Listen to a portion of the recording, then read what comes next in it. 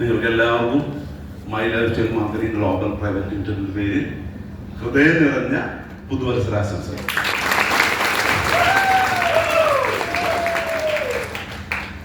ഇന്ന് പിറന്ന ഈ പുതുവത്സരം നമുക്ക് നമ്മുടെ ജീവിതത്തിൽ വലിയ മാറ്റങ്ങളുണ്ടാകും.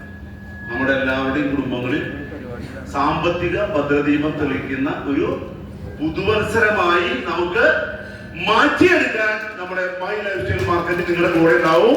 നിങ്ങൾ എല്ലാവരും ചെയ്യണം, വലിയ ശക്തമായിട്ട് ഇന്ന് ഒരു തീരുമാനമെടുത്ത് ഏറ്റെടുക്കണം. ഏറ്റെടുക്കല്ലേ? ആളുകളുടെ താങ്ക് യു. എന്റെ പേര് സുരേഷ്, സ്ഥലം തൃശ്ശൂർ ജില്ലയിലെ മെഡിക്കൽ കോളേജിനടുത്ത്. 2013 ഓഗസ്റ്റ് 14 ഈ കമ്പനി ആരംഭിക്കുന്ന ആ ദിവസം ഈ അവസരത്തിൽ ജോയിൻ ചെയ്ത് പ്രവർത്തിക്കാൻ ഭാഗ്യം കിട്ടിയ ഒരു വ്യക്തിയാണ്. ഞാനൊരു പക്ഷേ എന്റെ ജീവിതത്തിലെ ഏറ്റവും വലിയ ഭാഗ്യം എന്താണെന്ന് ചോദിച്ചാൽ, ഞാൻ എന്റെ ജീവിതത്തിൽ നല്ല വ്യത്യാസം ഉണ്ടല്ലേ, ഞാൻ എന്റെ ജീവിതത്തിൽ ഏറ്റവും വലിയ ഭാഗ്യം എന്താണ് എന്നോട് ചോദിച്ചാൽ ഒരു പക്ഷെ ഞാൻ പറയും, എനിക്ക് മൈ ലൈഫ് സ്റ്റൈൽ മാർക്കറ്റിംഗ് എന്ന് പറയുന്ന ഈ മഹാപ്രസ്ഥാനത്തിൽ ജോയിൻ ചെയ്യാൻ കിട്ടിയ അവസരമാണ് എന്റെ ജീവിതത്തിൽ ഏറ്റവും വലിയ ഭാഗ്യം. അതൊരു പക്ഷെ നാളെ നിങ്ങളും ഒരു 5 വർഷമോ 10 വർഷം എല്ലാം കഴിയുമ്പോൾ നിങ്ങളും അത് എന്ത് ചെയ്യും, ഈ ഒരു ഉത്തരത്തിൽ ചെന്ന് അവസാനിക്കും. ഇപ്പൊ വിനോദ് സാറിനോട് ചോദിക്കണം, വിനോദ് സാർ നേരത്തെ പറഞ്ഞു കഴിഞ്ഞു, അദ്ദേഹത്തിന്റെ ജീവിതത്തിലെ ഏറ്റവും വലിയ ഭാഗ്യ നിമിഷം ഏതാണെന്ന് ചോദിച്ചാൽ ഒരു പക്ഷെ നിസ്സംശയം വിനോദ് സാർ പറയും മൈ ലൈഫ് സ്റ്റൈൽ മാർക്കറ്റിംഗില് ജോയിൻ ചെയ്ത ദിവസമാണ്. അതുപോലെ തന്നെ മധുസാറിനോട് ഇപ്പൊ CTC ആയ മധുസാറിനോട് ചോദിക്കുകയാണ്, മധുസാറും നിസ്സംശയം പറയും മൈ ലൈഫ് സ്റ്റൈൽ മാർക്കറ്റിംഗില് ജോയിൻ ചെയ്ത നിമിഷമാണ്. ഇവിടെ നമ്മുടെ കമ്പനിയുടെ എല്ലാ സക്സസ്ഫുൾ ലീഡേഴ്സും പറയുന്നു, അങ്ങനെയാണെങ്കിൽ നാളെ നിങ്ങളും പറയും എന്ത്, നാളെ ഈ ഹോളിരിക്കുന്ന മുഴുവൻ ആളുകളും പറയും ഞങ്ങളുടെ ജീവിതത്തിലെ ഏറ്റവും ദൈവം അനുഗ്രഹിച്ച നിമിഷമായിരിക്കും മൈ ലൈഫ് സ്റ്റൈൽ മാർക്കറ്റിംഗിൽ ജോയിൻ ചെയ്ത നിമിഷം. അതൊരു പക്ഷേ ഇപ്പോൾ നിങ്ങൾക്ക് തീരുക, തുടക്ക സമയത്ത് നിങ്ങൾക്ക് ഒരു പക്ഷെ അത് അങ്ങനെയാവില്ല തോന്നുന്നു.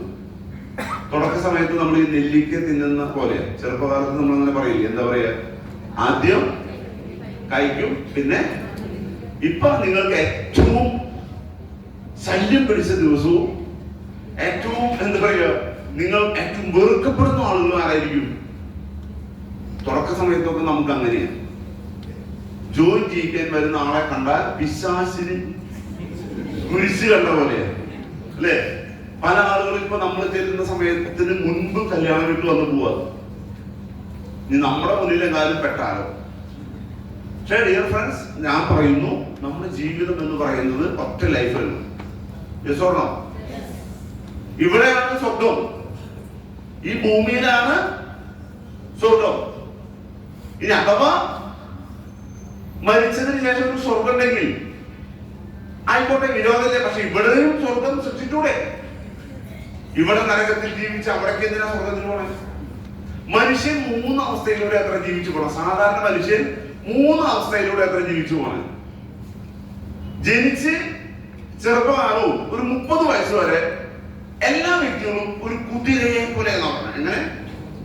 ഒരു കുതിരയെ പോലെ അത്ര പായ.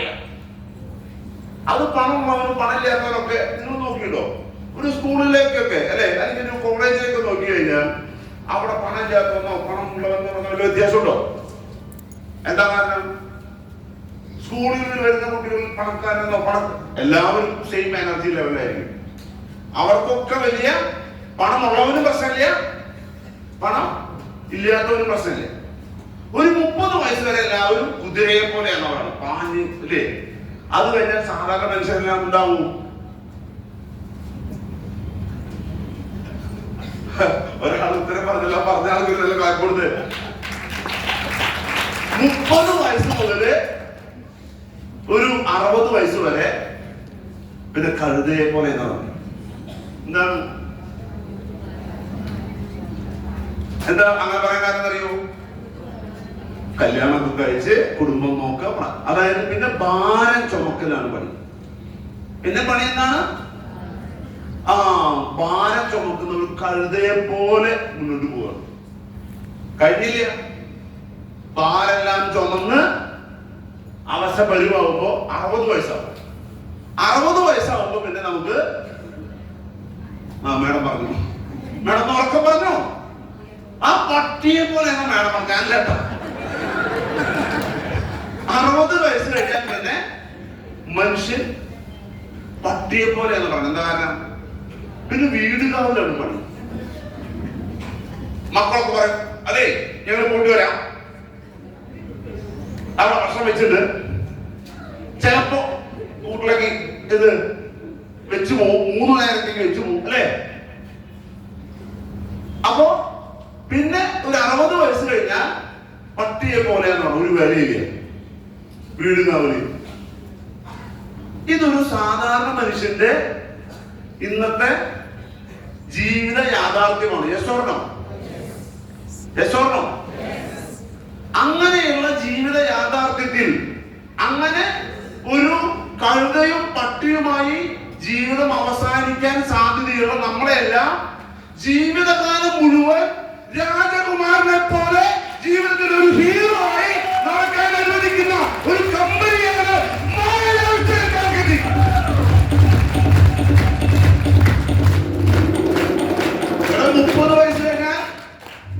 30 വയസ്സ് കഴിഞ്ഞാൽ എന്താ പറയാ, 60 വയസ്സ് വരെ നമ്മുടെ പ്രോഡക്റ്റ് എല്ലാം കഴിച്ച് നിങ്ങൾക്ക് ആരോഗ്യപരമായും ഒരു നമ്പർ 1 വ്യക്തിയായി മാറാം. അത് നമ്മുടെ പ്രോഡക്ട്സ് ആയി നമുക്ക് വരുമാനം കിട്ടും. ഇവിടെ 60 വയസ്സ് കഴിഞ്ഞാലും ആരാണ് നമ്മള്? 60 വയസ്സ് കഴിഞ്ഞാലും പിന്നെ നമ്മളിവിടെ മൈലാവശ്യം മാർക്കറ്റിംഗ് പ്രവർത്തിക്കുന്ന ഒരാൾ പിന്നെ പട്ടിയൊന്നല്ല. 60, 70, 80 വയസ്സായാലും നിങ്ങൾ നിങ്ങളുടെ സമൂഹത്തിന് ഒരു ഹീറോ ആയി മാറാം. ഒരു ഹീറോ ആയി മാറാം. നമ്മൾക്കൊരു ജീവിതം, ഒരു ജന്മമുണ്ട് അല്ലെ, അത് കിട്ടി. നിങ്ങൾക്ക് സത്യസന്ധവും ആത്മാർത്ഥവുമായി ഇന്നൊരു പുതുവർഷത്തിൽ പ്രാർത്ഥിക്കാൻ പറ്റുമോ? ദൈവമേ എനിക്കൊരു അവസരം വേണം. നേരത്തെ വിനോദ സാർ പറഞ്ഞല്ലോ, പുലർച്ചെ എഴുന്നേറ്റ് അദ്ദേഹത്തിന്റെ ടീ ഷോപ്പിലേക്ക് പോകുമ്പോ 3 ക്ഷേത്രത്തിന് പഴകി നിന്നിട്ട് അദ്ദേഹം ചെയ്യാറുണ്ട്, പ്രാർത്ഥിക്കാറുണ്ട് എന്ന് പറഞ്ഞു. ഒരു പക്ഷേ ഈ പ്രാർത്ഥന നടന്നുകൊണ്ടിരിക്കുമ്പോ അദ്ദേഹത്തിന്റെ മുന്നിൽ ഒരു ദൈവദൂതനെ പോലെ മൈ ലൈഫ് സ്റ്റൈൽ മാർക്കറ്റിംഗ് എന്ന് പറയുന്ന ഈ അവസരം കൊണ്ടുചെന്നു. ഈ അവസരം വിനോദ് എന്ന് പറയുന്ന വ്യക്തി സ്വീകരിച്ചില്ല എന്ന് വിചാരിക്കുക. വീണ്ടും പ്രാർത്ഥിക്കാൻ ചെല്ലുമ്പോ 3 അമ്പലത്തിൽ ദൈവം പറയും പൊട്ട അല്ലേ, പറയൂലേ? അവസരം ചോദിച്ചു, ദൈവം എന്ത് ചെയ്തു? അവസരം കൊടുത്തു. ആ അവസരം ഏറ്റെടുത്തതിന് ശേഷം ഇപ്പോ ആ അമ്പലത്തിന് മുന്നിലൂടെ പോകുമ്പോ വിനോദ് സാർ നോക്കി ആ ഭഗവതി പറയണ എന്റെ പൊന്നുമോനാണ് പോണത്, എന്റെ ഞാൻ പറയുന്നത് കേട്ട് അനുസരിച്ച് വിജയിച്ച് മറ്റുള്ള ആളുകൾക്ക് കൂടെ മാതൃകയാവുന്ന തരത്തിൽ പ്രവർത്തിക്കുന്ന വിനോദിനെയാണ് ഇപ്പൊ ദൈവത്തിന് ഇഷ്ടം. അവസരം തരുമ്പോ അത് തിരിച്ചറിയണം. നിങ്ങൾക്ക് കിട്ടിയതും എനിക്ക് കിട്ടിയതും ഇവിടെ ഇരിക്കുന്ന മുഴുവൻ ലീഡേഴ്സ് കിട്ടിയതും ഒരേ അവസരം. ഈ കമ്പനിയിൽ പ്രവർത്തിക്കുന്ന നമുക്ക് എന്തെങ്കിലും മത്സരത്തിന്റെയോ അല്ലെങ്കിൽ ഏതെങ്കിലും തരത്തിലുള്ള ഈഗോയുടെ ആവശ്യമുണ്ടോ? ഉണ്ടോ? എന്താ കാരണം? ഇന്ന് ഞാനിവിടെ വേൾഡ് ടീം കോർഡിനേറ്റർ ആയിട്ട് നിൽക്കുമ്പോ ഇതേ റാങ്കിൽ അടുത്ത 2, 3, 4, 5 വർഷം കഴിഞ്ഞാൽ നിങ്ങൾക്ക് എല്ലാവർക്കും എത്താൻ കഴിയുന്ന ഇന്ത്യയിലെ ഏക ഓപ്പർച്യൂണിറ്റി നിങ്ങൾക്ക് എന്റെ മുകളിലുള്ള ലീഡേഴ്സ്, യൂണിവേഴ്സൽ ടീം കോർഡിനേറ്റർ. എനിക്ക് ഈഗോ വിചാരിക്കുന്ന കാര്യമുണ്ടോ? ഞാൻ അടിയുറച്ച് വിശ്വസിക്കുന്ന അടുത്ത 2, 3 വർഷം കഴിയുമ്പോ 2027, 2028 എന്ന് പറയുന്ന ഒരു വർഷമുണ്ടെങ്കിൽ TK Suresh universal team coordinator ആയിരിക്കും. അതായത് ഈ ഒരു പ്രസ്ഥാനത്തിൽ മാത്രമല്ലേ ഇതുള്ളൂ. ഒരു സംഘടന, തൃശ്ശൂർ ജില്ലയിൽ ഒരു സംഘടന എന്ന് പരിശോധിച്ച് എത്ര സെക്രട്ടറി പ്രസിഡന്റ് ഉണ്ടാവും? ഒരു 50 സെക്രട്ടറി, 50 പ്രസിഡന്റ് ഉണ്ടാവും. അല്ലെങ്കിൽ വണ്ടൂരിൽ മുഴുവൻ സെക്രട്ടറി പറ്റുമോ?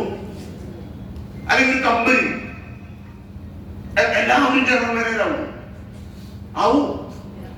പക്ഷെ ഞാൻ നിങ്ങളോട് പറയുന്നു, മൈ ലൈഫ് സ്റ്റൈൽ മാർക്കറ്റിംഗ് എന്ന് പറയുന്നത് എനിക്കും നിങ്ങൾക്കും ഇനി ജോയിൻ ചെയ്യാൻ പോകുന്നവർക്കുമെല്ലാം തുല്യ അവകാശമുള്ള ഈക്വൽ ഓപ്പർച്യൂണിറ്റി കൊടുക്കുന്ന ഇന്ത്യയിലെ ഏക അവസരം.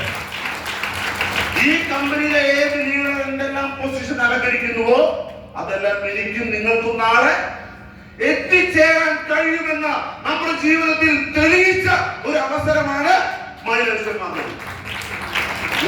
എത്ര മനോഹരമായ അവസരം. നമ്മുടെ ടീം അല്ലെ, നമ്മുടെ ടീം എന്തിനാ ഇങ്ങനെ ഇടയ്ക്കിടയ്ക്ക് പറഞ്ഞുകൊണ്ടിരിക്കുന്നത്? ഇവിടെ സുമിത് സാറ് പ്ലാൻ പറയുമ്പോൾ പറഞ്ഞു, ജീവിതത്തിൽ വലിയ വിജയം ഉണ്ടാവണമെങ്കിൽ നമ്മുടെ ഒറ്റയ്ക്കുള്ള പ്രവർത്തനം, അതാണ് ഇൻഡിവിജ്വൽ പ്രവർത്തനം, ഒന്നും നടക്കില്ല. അത് നടക്കില്ല. ഇന്ന് വരെ ലോകത്ത് സ്വയം പ്രയത്നം കൊണ്ട് കോടീശ്വരനായ ഒരാളെ പോലും നിങ്ങൾക്ക് എന്ത് ചെയ്യാൻ പറ്റില്ല. നിങ്ങൾക്ക് വേറെ ഗൂഗിളിൽ സെർച്ച് ചെയ്തോ. സ്വപ്രയത്നം കൊണ്ട് നല്ല പാട്ടുകാരുടെ യേശുദാസൻ വേണമെങ്കിൽ നിങ്ങൾക്ക് എന്ത് ചെയ്യാം, നെറ്റ് അടിച്ചതാണ്. സ്വപ്രയത്നം കൊണ്ട് നല്ല പ്ലെയറായ സച്ചിൻ ടെണ്ടുൽക്കറെ വേണമെങ്കിൽ നിങ്ങൾക്ക് നെറ്റ് അടിച്ചതാണ്. അതെല്ലാം അവരുടെ ഇൻഡിവിജ്വലായ പേഴ്സണൽ സ്കില്ലാണ്. പക്ഷെ ലോകത്ത് കോടീശ്വരന്മാരായ ഒരു 10 ബിസിനസ്സുകാരെ, ടോപ്പ് 10 ബിസിനസ്മാനെ തെരഞ്ഞെടുത്താൽ അവരെല്ലാം ഒരു വലിയ ടീമുള്ള ആളുകളായിരിക്കും. Other people time and talent. മറ്റുള്ള ആളുകളുടെ സമയത്തെയും കഴിവിനെയും ഉപയോഗിക്കുന്നവൻ ആരാണോ അവർ മാത്രമേ സാമ്പത്തികമായ സ്വാതന്ത്ര്യം ഉണ്ടാവുള്ളൂ. ഒരു ഫൈനാൻഷ്യൽ ഫ്രീഡം, സാമ്പത്തിക സ്വാതന്ത്ര്യം നിങ്ങൾക്ക് ഉണ്ടാവണമെങ്കിൽ മറ്റുള്ളവരുടെ സമയവും കഴിവും ഉപയോഗപ്പെടുത്താൻ പറ്റണം. അതാണെന്ന് സുമിത് സാർ നിങ്ങളോട് പറഞ്ഞ ബിസിനസ് പ്ലാൻ. സിമ്പിൾ, അത്രമാത്രം മനസ്സിലാക്കിയാൽ മതി. അതിനെങ്ങനെ വേണം? ഒരുപാട് ആളുകൾ കോടീശ്വരന്മാരാവാൻ ആയിരക്കണക്കിന് ആളുകളെ, തൊഴിലാളികളെ വെച്ചുകൊണ്ട് വലിയ ഫാക്ടറികൾ പണിതുകൊണ്ട് കോടീശ്വരന്മാരാവുന്നുണ്ട് അല്ലേ? പക്ഷെ നമുക്ക് അങ്ങനെ ഒരുപാട് ആളുകളെ തൊഴിലാളികളാക്കും ഫാക്ടറി പണിയാൻ പണമുണ്ടോ? മൂലധനമുണ്ടോ? Capital investment കൊടുക്കാനുണ്ടോ? ഇല്ല. അവിടെയാണ് ലോകത്ത് കഴിഞ്ഞ 80 വർഷത്തിന് മുകളിലായി ഏതൊരു സാധാരണക്കാരനും സീറോയിൽ നിന്ന് ഹീറോയി മാറാൻ ഡയറക്റ്റ് ലിങ്ക് എന്ന് പറയുന്ന ഈ മഹത്തായ ഓപ്പർച്യൂണിറ്റി. ആ ഓപ്പർച്യൂണിറ്റി ഇന്ന് നമ്മുടെ മുന്നില് കേരള ഗവൺമെന്റിന്റെ ഈ ജനുവരിയോട് കൂടി എന്ത് ചെയ്യുമ്പോൾ 2 മാസം മുമ്പ് അത് എന്താ പറയാ, ഞാൻ അനൗൺസ് ചെയ്യണ്ടു. കേരള ഗവൺമെന്റ് പരിപൂർണമായി ഇന്ത്യയിലെ മറ്റ് 29 സംസ്ഥാനങ്ങൾക്ക് മാതൃകയാവുന്ന തരത്തിൽ ആ നിയമം പൂർണ്ണമായി അത് എന്താ പറയാ അനൗൺസ് ചെയ്ത്, അല്ലെങ്കിൽ അതെല്ലാം അംഗീകരിച്ചു കഴിഞ്ഞു. ഇതാണ് അനൗൺസ് ചെയ്യപ്പെട്ടത്. അത് തെരഞ്ഞെടുപ്പ് അല്ലെ, ഉപതെരഞ്ഞെടുപ്പ് കാരണം അത് മാറ്റിവെച്ചത്. പിന്നെ അടുത്തൊരു ഡേറ്റിൽ എന്ത് ചെയ്യും? തൊട്ടടുത്ത ഡേറ്റിൽ അത് അനൗൺസ് ചെയ്യും. നിങ്ങൾ ആലോചിച്ചേ, ഒരു സംസ്ഥാന ഗവൺമെന്റും കേന്ദ്ര ഗവൺമെന്റും അംഗീകൃത തൊഴിലായി ഡയറക്ട് സെല്ലിംഗ് 2025 മാറുമ്പോ, വിനോദ് സാർ നേരത്തെ പറഞ്ഞ പോലെ നമ്മളെ തേടി തൊഴിലവസരം ആവശ്യമുള്ള ആളുകൾ നമ്മളെ തേടി വരുന്ന ഒരു കാലമായി 2025 മാറാൻ പോവാ. നമ്മളെ തേടി വരും. നിയമപരമായി പ്രവർത്തിക്കുന്ന കമ്പനി, ഏറ്റവും വാല്യൂ അല്ലെ, എന്താ പറയുക, പ്രൈസ് വർത്തി, കൊടുക്കുന്ന പണത്തിന് തത്തുല്യമായ മൂല്യം കൊടുക്കുന്ന വളരെ അഭിമാനത്തോടെ പറയാവുന്ന ഉൽപ്പന്നങ്ങളാണ് ആര് മാർക്കറ്റ് ചെയ്യുന്നത്? നമ്മൾ മാർക്കറ്റ് ചെയ്യുന്നു. ഇത്തരം എല്ലാ അനുകൂല സാഹചര്യങ്ങളും ഈ പുതുവർഷത്തിൽ നമ്മുടെ മുന്നിൽ എന്ത് ചെയ്തത്? ഒത്തിണങ്ങി വന്നത്. Yes or no? ഒത്തിണങ്ങി വന്നിട്ടില്ലേ? ഈ ഒത്തിണങ്ങി വന്ന സമയത്താണ് നമ്മൾ ഈ അവസരത്തിൽ ഉള്ളത്, അല്ലെങ്കിൽ ജോയിൻ ചെയ്തത്. ആണല്ലേ? നമ്മളെല്ലാവരും ഇവിടെയുള്ള വലിയ ലീഡേഴ്സ്, അവരുടെ വിജയം നിങ്ങളെല്ലാം ഒരു പക്ഷെ അതാണ് കാണുന്നത്. പക്ഷെ ഏതൊരു ചെടിയുടെ പൂവ് അത് മനോഹരമായി തളർന്നു നിൽക്കുമ്പോഴും അതിനുമുണ്ടായിരുന്നൊരു അല്ലേ, അതിന്റെ വേരൊക്കെ എവിടെയൊക്കെ പിടിച്ചിട്ടുണ്ടാവും? ചളിയിലും കല്ലിലും മുള്ളിലും പാറയിലൊക്കെ ആയിട്ട്. അതേപോലെ എല്ലാ ആളുകൾക്കും ഉണ്ടായിരുന്ന കഷ്ടപ്പാട്. നിങ്ങളും ഒരല്പം, പക്ഷെ ഈ ഒരല്പം കഷ്ടപ്പെടണം എന്ന് പറയുമ്പോ നമ്മൾ 50 വർഷവും 60 വർഷവും കഷ്ടപ്പെട്ടിട്ട്, ഞാൻ നേരത്തെ പറഞ്ഞ കഴുതി, പട്ടി, അല്ലെ? ഇവരൊക്കെ എന്ത് ചെയ്തിട്ട് കഷ്ടപ്പെടേണ്ടാണോ? അല്ല. ഇവിടെയോ ഈ ഡയറക്ട് സെല്ലിംഗ് ഇൻഡസ്ട്രിയില് മൈ ലൈഫ് സ്റ്റൈൽ മാർക്കറ്റിംഗ് എന്ന് പറയുന്ന കമ്പനി തരുന്ന ഒരു ഓഫർ എന്താ പറയുന്നത്? ഡിയർ ഫ്രണ്ട്സ്, നിങ്ങൾ അടുത്ത 50 വർഷം എന്ത് ചെയ്തോ? വളരെ ഹാപ്പി ആയിട്ട് ജീവിച്ചോ. പക്ഷെ ഒരു 5 വർഷം എന്ത് ചെയ്താൽ മതി? ഒരു 5 വർഷം ചെയ്താൽ മതി. നിങ്ങളൊരല്പം കഷ്ടപ്പെടാൻ തയ്യാറാവും. നിങ്ങൾ 5 വർഷം ഒന്ന് കഷ്ടപ്പെട്. പിന്നെ 50 വർഷം നിങ്ങൾ എന്ത് ചെയ്തോ? പിന്നെ നിങ്ങളുടെ 3 തലമുറ അടിച്ചു വെച്ചു.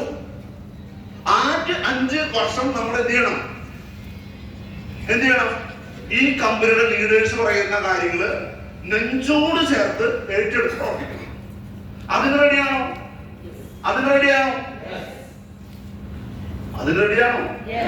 ഞാൻ പറയട്ടെ, ഈ കമ്പനിയില് നമുക്കൊക്കെ തോന്നുന്നൊരു കാര്യമുണ്ട്.